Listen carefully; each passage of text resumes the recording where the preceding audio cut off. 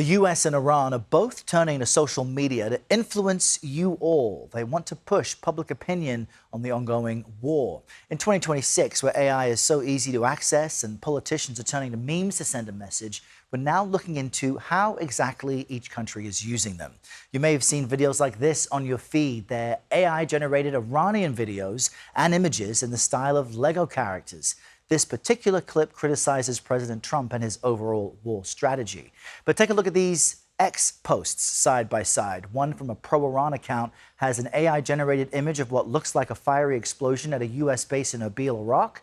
But the CBS News confirmed team tracked down the original picture, which looks much less dramatic. There was a strike, but the pro-Iran account makes it look more intense. And there's the U.S. The White House has been posting to its TikTok account and other places throughout the war and even before, using memes and AI-generated videos. Darren Linville joins us now. He's a professor at Clemson University. He's also the co-director of the school's Media Forensics Hub. Great to have you with us this morning, Darren. We are seeing so much of this content flooding our feeds. We just want to quickly show our viewers an AI video showing a missile flying toward a girls' school similar to the one that was destroyed at the beginning of the war there in Iran. Talk to us about the different way Iran is using AI-generated content, what the goal is. Yeah, Iran is engaging in what is essentially asymmetrical warfare.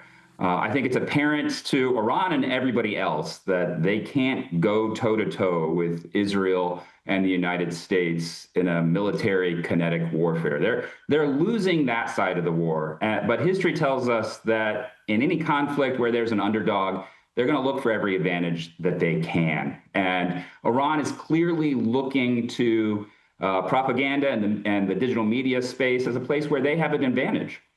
And is there anything about what Iran is doing this time around, specifically with those AI-generated Lego videos, that has surprised you?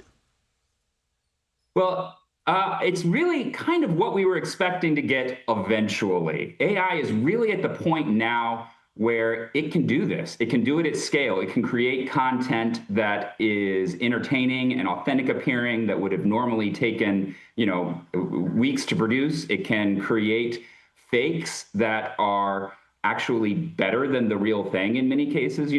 Sometimes the real events are boring to look at, but the AI version of events are the explosions are bigger, they're more dramatic, and the camera angle is always perfect, and that spreads much more effectively sometimes than even the real thing does. Yeah, and with those Lego-themed videos, I've noted how quickly they take something that's happened in the news and then depicted it.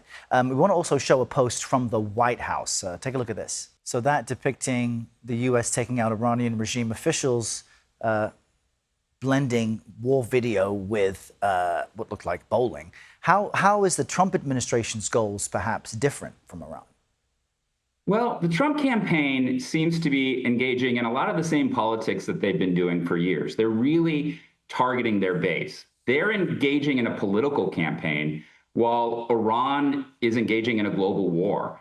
A lot of Trump's messaging there, as we saw in that video, is pro-military. It's dramatizing the violence, and that doesn't play well with a global audience, a lot of which wants to actually point the finger at the Trump administration and Israel as well for this war. Whereas Iran is targeting a wide audience, an audience that is keen to hear the message that they have to say, a message that's blaming Israel, that's blaming the Trump administration, and wanting to make this conflict more painful than it would be otherwise for their adversaries. And I think the other thing that's jarring is war is deadly, war is traumatizing, and both sides appear to be trying to use humor as a way of getting their message across. What's, just in our last few seconds, news our viewers can use when it comes to either resharing or digesting this content online? What should folks keep in mind? That's a message I get a lot, and my first response is, don't go on social media for your news.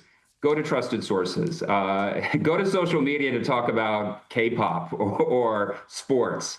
But for news, messaging moves so fast on social media. that more and more AI is making it so we just can't trust the information we get from social media. Go to sources that you trust. Darren Linville, we appreciate you being a source we trust. Viewers should always stay close to CBS News 24/7. Thank you so much for joining us from South Carolina. Thank you.